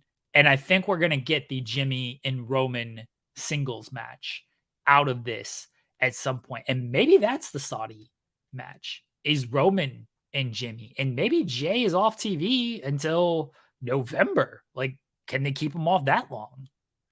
I don't see why not. And I don't hate the idea of doing Jimmy versus Roman in Saudi. That's, again, if you load up the card with other matches, then it works. And I don't know Brock Lesnar's status, he's never missed a Saudi event as far as I can remember. And if this is the first one that he could potentially miss, because, David said that Brock was another one who may have been hurt versus injured. Injured to me is like, you're not going to be wrestling for a while. Hurt is just like you cut yourself and you're going to need stitches or staples and it's going to suck for a little while, but you'll be okay and you'll work through the pain. The way that Dave made it sound was hurt, not injured, but still said, Brock could be gone for a little bit. And for me, if you bring Brock back, you bring him back for the Saudi show, because that's when Brock wants to come back. Brock and Seth in Saudi. And I've kind of said that would have been the story or the match at SummerSlam, and I can see them doing that. That's a big match for them. They would enjoy it. Does Seth win again? Probably. Yes. He should. You're putting the title on Brock. I mean, it'd be sweet if they did. Brock rules, but I don't even know how you do it. Like, Brock lost to Cody. He doesn't technically deserve a shot, but he's Brock, so like, who cares? He just beats up Seth, and it's like, oh, all right, we're doing this match now. Yeah, exactly. Louis sent a super chat earlier when your mom was on saying, "Justified, this is awesome chat." Oh God, I'm telling you, man, that view idea, it's gonna happen. We're gonna find a bunch of 55 plus women, and we're just gonna be like, "Have at it. This is your show. We'll get you a producer. We'll do everything. We'll get you set up. You just need your cameras and your microphones, and we'll do the rest." Jeremy Lambert, we'll do the rest. No, we're not having my mother do a show. It doesn't even have to be your mom, okay? She has established fan base now, Joel. It's true, she does. It's wild. Very sad. God bless. Rey Mysterio wins the United States Championship. That took a few people by surprise, in that Rey was not supposed to be the guy in the match. It was supposed to be Santos Escobar, but they spent the entirety of SmackDown beating his ass. Joel! Yes? What did I tell you on Friday? Did you say he was going to take over? No, not quite. Well, then what are we talking about? You asked me, should Santos Escobar win the United States title? And my reply was, Austin Theory should lose the United States title. I didn't care who. Did not care who. Well, what if it was Karrion Kross? Sure. I don't know if that would have been better or worse, but it wouldn't have been Austin Theory. What a reign for this guy. What an absolute reign for him. And the fact that, like, a year ago he had the Money in the Bank briefcase and he kept getting thwarted at every turn. And then he cashed in on a US title and didn't win it. And people were like, this is great for Theory. Now he doesn't have the briefcase anymore. And they did the character switch. And people like the character switch where he's more dastardly, not taking selfies and all this stuff's like, oh, this is great for Theory. I mean, he no longer has the briefcase. He's US champion. He's more of an established heel now. And then, like, nothing came out of this. He got John Cena. I've said it before. Look, Cena probably knew, but there wasn't a whole lot of meat on that Cena stuff. Cena just cut him, as John Cena is one to do. The match wasn't good. There was no follow-up on it. And now people are once again trying to be like, this is good for Theory. Like, he's no longer held down with the title. He can do his own thing. No, like, he ain't him right now. Maybe he will be. But right now, he ain't him. 258-day reign, 12 title defenses across it. I don't remember a single one outside of the Cena thing. Edge, I remember because it happened in my hometown of Ottawa. I remember the Elimination Chamber. I am admittedly looking at the list right now. And I remember him winning the title, from Seth Rollins in the Bobby Lashley triple threat. He won it at Survivor Series, right? Yeah, he won the Survivor Series 2022. And that, to me, was a lot of fun because I didn't know the finish, but I had a pretty good idea of where it was going, that he was going to steal it. And then they did a lot of the stealing it to win. And again, a lot of these matches are long TV matches.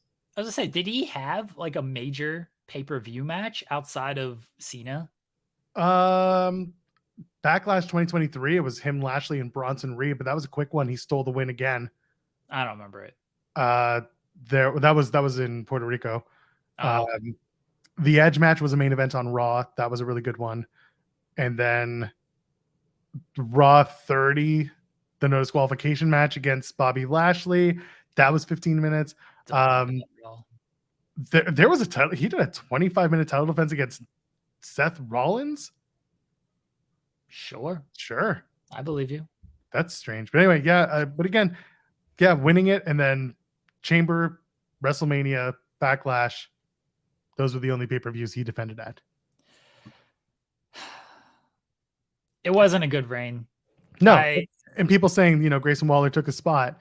Yeah, there's a really strong theory, no pun intended, behind that. It's true, and there's a lot of opportunity for Grayson Waller now. I said the same thing after the Waller Cena segment at Money in the Bank. You could go back and watch, and I understand Cena didn't have the material against Waller that he had against Theory. Just go back and look at the comfortability in those segments, and go back and look at how both men reacted in those segments. And I get Cena was a lot harsher to Theory because he was building a match with Theory, whereas Waller, he was building just taking him out right then and there, and no real follow-up. But like, just look at how comfortable those guys. I said this before John Cena was in the ring with Austin Theory. There was a backstage segment with Theory and I believe Kathy Kelly on Raw the week before John Cena was advertised to show up on Raw. And Theory did not look comfortable in that backstage segment, just talking about John Cena and being in the ring with John. He did not have a presence. He did not have presence is basically the word I'm looking for. He looked a little just nervous that he knew next week he was getting in the ring with John Cena, microphone to microphone. And in that backstage segment a week before, just was uncomfortable with the idea of that. And I said it on Spotlight that week. I was like, he's going to be in the ring with Cena this week, and it ain't going to go well for him. It's not going to go well. And it didn't, because if you don't have a comfortability and a presence in a backstage segment the week before you're about to share the ring with John Cena, you ain't going to last in the ring with John Cena. And he didn't. And the match didn't do him any favors. And that wasn't all on Theory. Despite my Cena fandom, John ain't even tan for that one. So he knew, like he was going to do what he was going to do in that one. But then the follow-up wasn't good, because the follow-up proved Cena right. It proved him right. Because Cena said, like, you win, cool. You got to show up the next day and you got to hear what these people got to say, and you got to stand up to that. And I don't think you can do that. And what happened? I don't even remember if it was on the show the night after Raw, or the night after WrestleMania, the Raw after WrestleMania. I don't even remember if it was on the show. Regardless, it felt like, yeah. It felt like he wasn't on the show for like weeks after WrestleMania.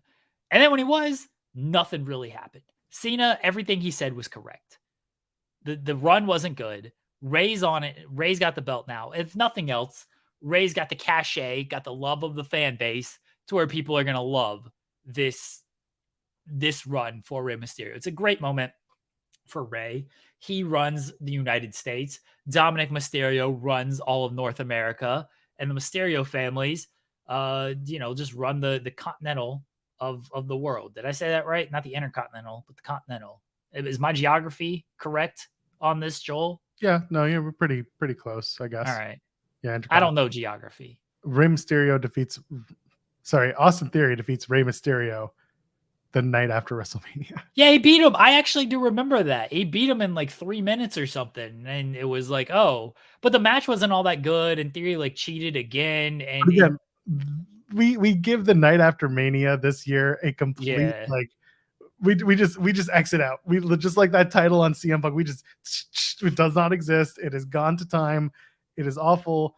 The old man is now sitting on his back or on his front, wherever he is in Stamford, being like, the loquacious Lucy, or whatever L names you want to think of. This is what he's doing now.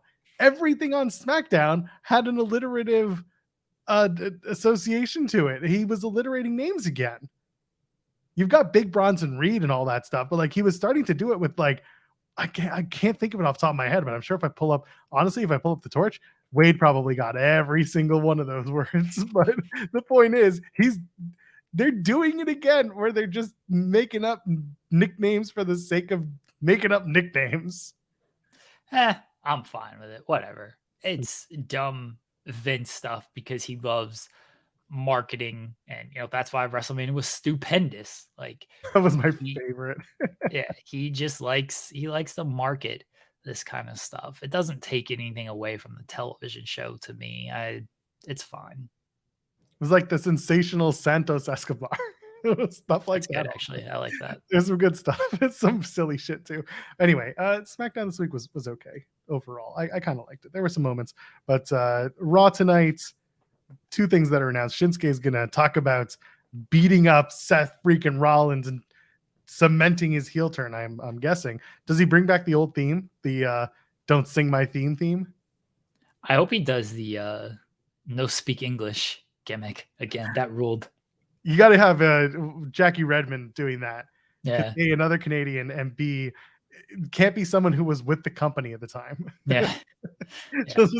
just standing there very confused, because anyone else would just be like, oh, no. I was here when you did this last time. We are not doing this again. Jackie's going to be like, oh, I get it. And then walks away.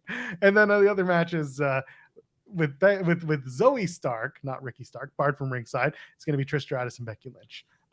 It's Winnipeg. This is it. Is it going to end in a DQ?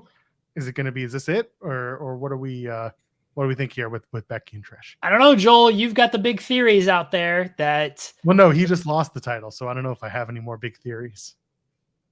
You've got the big bold prediction out there that DQ, set up a cage for Payback, extend it, give them a big spot on the Payback, and then everything is fine coming out of SummerSlam. People were complaining for nothing. This is a big moment for Joel Pearl tonight, everybody. I think people think this is about Trish and Becky. Well, this match is all about Joel Pearl. It's about me. Joel Pearl, as stated by our pal Val Capone on Friday, does not support the women. Wait, no, I do support women. The Joel Pearl agenda. That's fair. Like, one of those things is true. That Val was on the show on Friday. That was the true. We did two truths and a lie right there, and the truths were Val Capone was on our show on Friday. Joel Pearl is all about pushing the Joel Pearl agenda on this. So if this ends in a clean finish tonight, and we do not extend it, everybody message Joel Pearl and tell him that he was again wrong, and tell him that he does not support great women's wrestling, and that he was just overall wrong. That he was wrong about SummerSlam, that he was wrong about Becky and Trish, and that he's wrong about Payback, and that he did not enjoy this match because he fantasy booked it in his own head. Let Joel know how he's feeling. That last part doesn't sound right at all. Also, don't message me, and just don't get weird on Twitter over it, because people, I know I know y'all here in the chat. I know y'all are gonna have a good time and joke about it if it happens that way. But don't let other people get weird about it, okay? Don't let other people spoil the fun that we have every Monday, Wednesday, and Friday. I had to think about when we do the show. Been up since 6 a.m. I am a tired boy. Everybody message Joel. Don't message me. Just tag me on Twitter or some shit. I don't. Yeah. Just tag. I'm not saying like DM don't him. DM me. No. Do not DM me. That's no. Don't want that. Message Joel on Twitter, publicly, not privately, and say you were wrong. Joel Pearl was wrong. The Joel Pearl agenda is going to be shot down, because I promise you, folks, if this ends in a DQ, Joel Pearl is going to take a giant old victory lap, and he's certainly going to tag me, and he's going to be like, oh, Jeremy, I told you, look at that DQ. He's going to call everybody dorks, and he's going to be like, see, guys, everybody got mad over SummerSlam. They're going to extend it to Payback, and they're going to do a big match at Payback. I was right. Joel Pearl agenda for the win. Common Joel Pearl agenda W. Justified. This is Joel Chance. Val be like, can I message Joel? Yes, Val, because you have my phone number, you can message me. I don't have a problem with you specifically messaging me. If you have my number, you can send me a message. Everyone else, I don't think DM I me. have your phone number. I don't You use do. it though. I Yeah. just DM you still. Yeah, people just DM me. Like if you work at Fightful, probably just DM me because I'm sure I don't shit not part of the group chat. I don't want people to know we're like friends off of this show. That's very upsetting. Oh no. The only reason that we have each other's phone numbers is because when you were forced to invite me to the wedding. Yeah. Yeah. Yeah, that was not my call at all. The wife. No, I know that's. Yeah. I get the it. No, wife. but I get it. But she was Yeah. like, "You got to take his number because you are much more attached to your phone than I am, and if he gets lost, you need to help him get to where he's going." Yeah. Yeah. So I was forced to invite you. I was forced to have your phone number. Just very upsetting. You know who else has forced his way onto the show to talk about pegging? We Joel. don't have to do this. We're done. We're over time. 2 hours. We are. Jeremy Lambert, plug the stuff. Let's get out of here. Everybody watch Fightful Overbooked. Keep it locked. All the fun stuff. And we have shows every single day. As Joel mentioned, we have stuff every single day. We have Tag Talk. We have new episode of New Japan Bread Club this week with Matt and Kieran as the G1 wrapped up. Oh, and I saw somebody mention in the chat, when is Scott going to come on? That was always, this is why we didn't promote it that well. That was always he was going to try to see if he could join us type of thing. And unfortunately, the things didn't quite work out because of timing and his work schedule. And that's why he was not on today. But we are really trying to get Scott on. It's like the third time. I think we've just kind of conflict of work schedule or whatever type of schedule that we were trying to get him on. At some point, he will join us and we'll talk about the G1 and Stardom and everything going on there. So there's a lot to talk about that on that. And Scott is the expert on that whole scene. So yeah, but that's why Scott did not join us today. Is it was always kind of a thing of he will try, and if he's not able to, then unfortunately he can't. And if he could, fantastic. Oh, was that it? Did you want to? Yeah, I don't know. Don't follow me on Twitter. Follow at @FightTalk_ on Twitter. My mom's gonna call in on Wednesday. I don't know, man. I don't know, Joel. Can we get her to get her plan for? She needs to do her research so she can accurately preview the Texas Chainsaw Massacre match between Jeff Hardy and Jeffrey Jarrett. I think she actually knows them too. Like they've been around for a while, Joel. Yep. Like I think she's actually heard of Jeff Hardy and Jeff Jarrett. Oh, man. Now you're coming up with like segment ideas for my mom. This is upsetting. I'm telling you, man, when we do the wrestling view, it's going to be the best show we've ever done. This is very upsetting. Leatherface is the guest referee. What is this? Was that it? That was the moment, huh? He wasn't paying attention, so I decided to pop him on screen, and I gave him his chance. Got pegged his ass out of here. Take his chance. I am at Joel Pearl, JoelPearl. Ladies and gentlemen, friends beyond the binary, we're back on Wednesday at 10 a.m. to go in the weeds. I'm sure we'll have plenty to talk about. Maybe I'll take a victory lap. Maybe I won't. I guess we'll find out then. Oh, Joel, I give you full on permission to take a victory lap if it happens, because I'm very petty and love just saying you're wrong. So if it doesn't happen, if it plays out the opposite way, I'm throwing that out there. So you have all permission to take a victory lap. Glad we have that. I'm glad I have that permission. Until then, we'll see you in the next one. Cheers.